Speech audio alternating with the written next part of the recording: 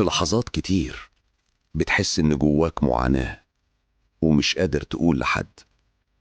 ألم بيخليك مش عارف ترتاح حتى وانت قاعد.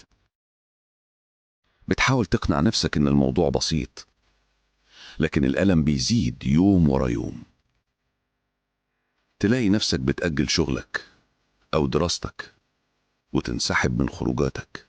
كل حركة بسيطة بتفكرك إن التعب موجود، وكل لحظة ألم بتسرق منك جزء من حياتك.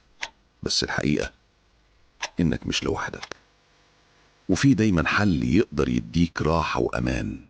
العلاج دلوقتي أسهل، أسرع، وأأمن من أي وقت فات، لأن صحتك أهم من أي خوف أو كسوف.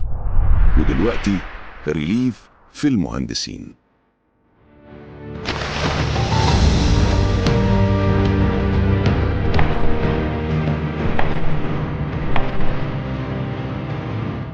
مع دكتور سامي عبد الستار هتكسر حاجز الخوف